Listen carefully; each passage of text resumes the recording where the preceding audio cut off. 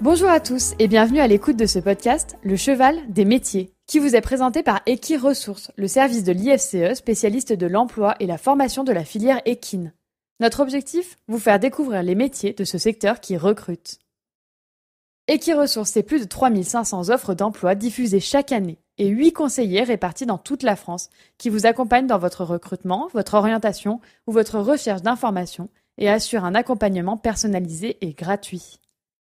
Dans chaque épisode de ce podcast, un professionnel de la filière vous fera découvrir son métier et vous livrera son expérience ainsi que ses conseils. Bonne écoute à vous.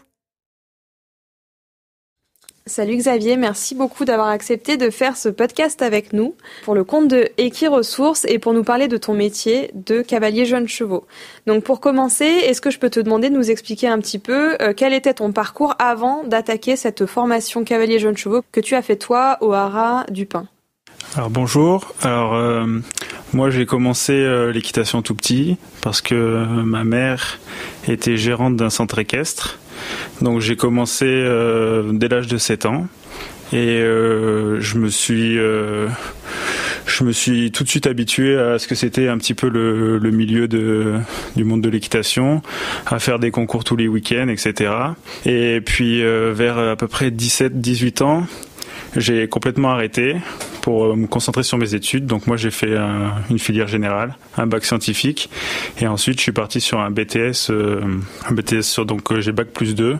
Et à la sortie de ce BTS, je me suis dit que ne pas faire ma vie dans le cheval, c'était pas possible. Donc je suis retourné au centre équestre, je me suis remis à l'équitation, j'ai refait un petit peu des concours et j'ai croisé une amie à moi qui m'a parlé de la formation cavalier préparateur jeunes chevaux qui se faisait au haras du Pin, et c'est comme ça que je suis parti là-dessus. C'est là que tu as eu le déclic, tu t'es dit que tu pouvais pas faire carrière dans quelque chose qui n'était pas lié aux chevaux, vraiment ? Oui, disons que depuis tout petit, j'avais été vraiment habitué à être tout le temps avec les chevaux, etc. Donc arrivé à un moment, c'était presque impossible de pas faire ma vie dans les chevaux. J'étais tombé dans la soupe, comme on dit. T'étais passionné, ouais. Est-ce que tu peux nous parler un peu du coup de la formation qualifiante déjà ? Pourquoi, quand tu t'es dit ok, je vais retourner je vais faire carrière dans les sports équestres quand même, dans le monde du cheval, pourquoi avoir choisi la formation de cavalier jeunes chevaux ? Alors quand j'ai repris, apprendre à vraiment dresser le jeune cheval, c'est un peu la base de notre métier, je trouve. Pour pouvoir, j'aimais bien le côté les prendre à 4 ans qu'ils aient jamais été touchés et les fabriquer moi-même. Et du coup, c'est pour ça que cette formation m'intéressait vraiment, pour apprendre ce que c'était le débourrage, tout ça. Et puis il y avait plein de compléments dans la formation qui touchaient au monde des chevaux, et je la trouvais très complète pour partir sur un métier comme ça. Mais justement, si tu peux nous en parler un peu, comment elle se déroule cette formation ? Quelles sont les compétences qu'on acquiert quand on suit la formation, quels sont les cours peut-être que tu as eu, etc. Comment ça s'est passé pour toi ? Alors c'est une formation qui dure 1 an. Et donc au début, on la commence au mois de septembre, et on a beaucoup de PEDA. On a des cours d'anglais, des cours de maréchalerie, des cours de gestion d'entreprise, et tout au long de l'année, on a de moins en moins de cours et on fait de plus en plus d'équitation. Ils nous emmènent en concours avec les jeunes chevaux, donc ça nous permet de prendre un petit peu d'expérience à ce niveau-là. On a un diplôme Blondeau, donc ils nous apprennent vraiment à débourrer avec la méthode Blondeau, et comme ça, ça nous permet un petit peu de toucher un petit peu à tout ce qui est autour des chevaux, quoi. Gestion d'entreprise, on donnait des cours en anglais, donc tout ce qui est côté enseignement, et puis la pratique de l'équitation. D'accord. Du coup, donc tu as eu cette formation, tu as validé ce diplôme, tu es rentré dans la vie active. Comment ça s'est passé pour toi ? Est-ce que tu peux nous parler un petit peu des expériences que tu as eues en tant que cavalier jeunes chevaux ? Et du coup, je sais que tu as 2-3 trucs à nous raconter à ce niveau-là. Alors moi, j'ai eu la chance les chevaux qu'on avait au haras du Pin, c'était des chevaux qui étaient souvent confiés par des éleveurs normands, entre autres. Et j'ai eu la chance de monter un cheval qui s'appelait Cache de la Sens, et de rencontrer son propriétaire Jacques Mistelli au Cire du Lion d'Angers, qui m'a demandé ce que je voulais faire plus tard, après la formation, et je lui ai dit que j'aimais beaucoup être sur la piste, faire du concours.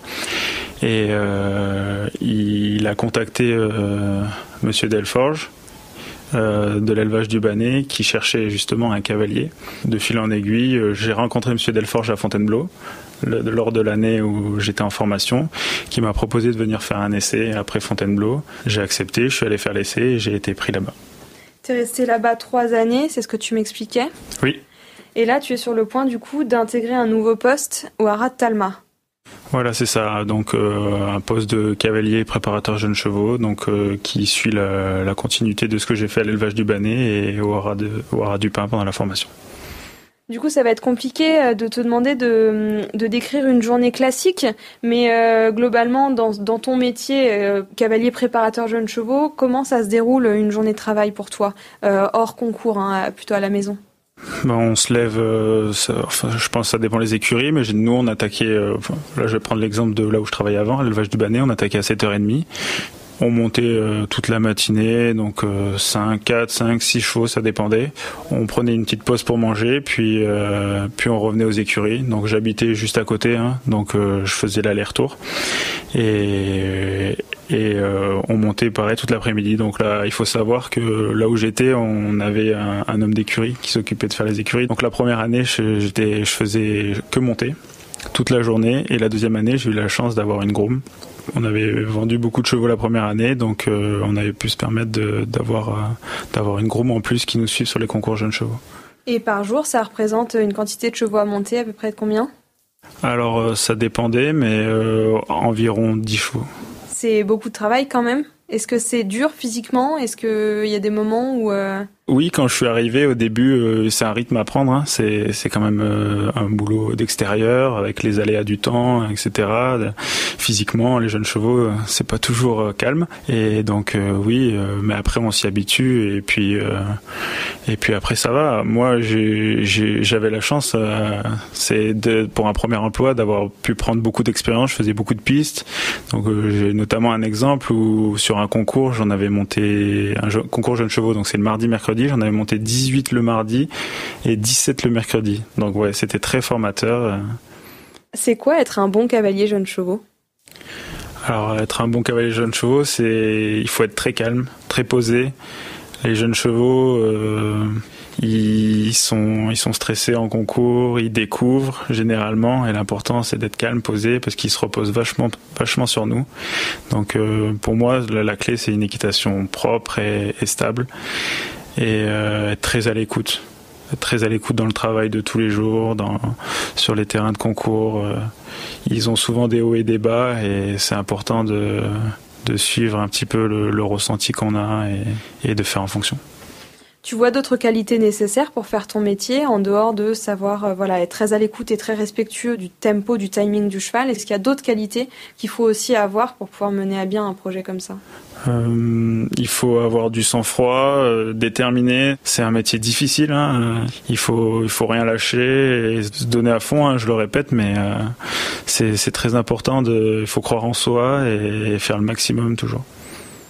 Est-ce que tu penses que c'est un métier qui est facilement accessible ? Est-ce qu'il y a beaucoup de postes à pourvoir dans la filière pour être cavalier préparateur jeunes chevaux ?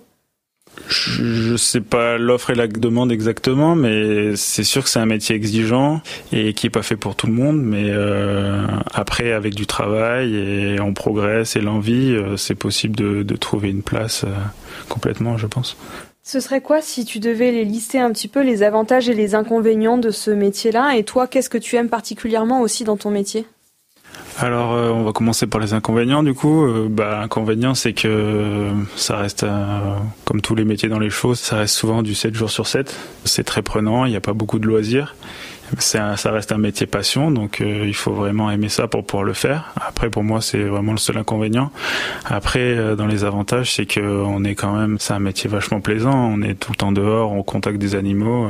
Si on aime ça, c'est super. Et puis, j'ai toujours aimé la compétition depuis que je suis tout petit et d'aller sur les terrains de concours toutes les semaines, tous les week-ends, on s'en lasse jamais. C'est quoi tes projections personnelles un peu maintenant pour l'avenir ? Tu aspires à quoi ? Est-ce que tu as un projet de carrière, un plan dans ta tête déjà pour la suite ? Alors, j'ai eu la chance quand j'étais au Bannet d'avoir pu faire quand même pas que des jeunes chevaux.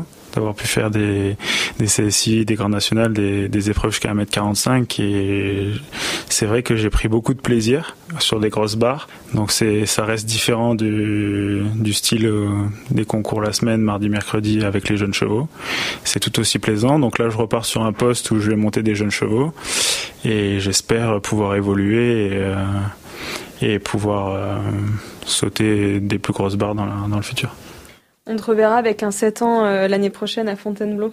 Si tu avais un ou des conseils à fournir, à prodiguer pour les jeunes qui souhaiteraient faire ce métier-là, qu'est-ce que tu leur dirais ? Alors je leur dirais que déjà il faut vraiment être sûr que c'est ce qu'on veut faire parce que ça prend 100% de notre temps quasiment, donc il faut vraiment être motivé à fond.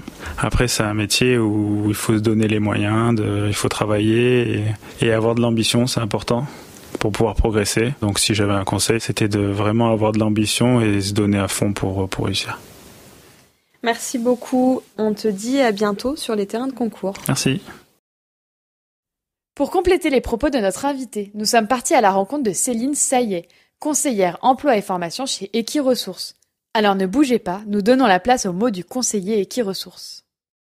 Pour devenir cavalier jeunes chevaux, il faut avoir un très bon niveau à cheval, de l'expérience en compétition, au début, au moins au niveau amateur 1.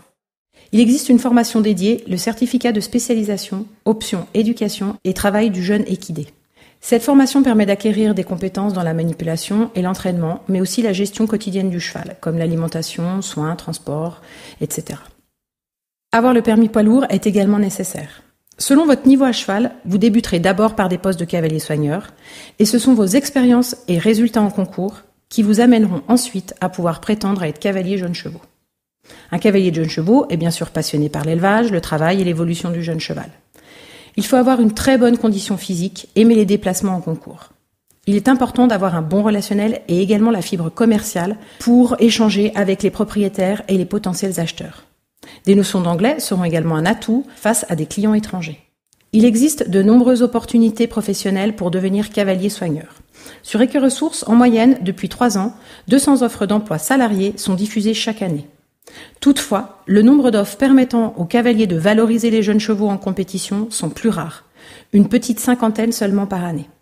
Il est possible de s'installer à son compte, bien sûr, mais attention, pour y arriver, il est important de bénéficier d'un bon réseau et d'une solide expérience. Un diplôme d'enseignement pourra alors être un atout pour diversifier son activité.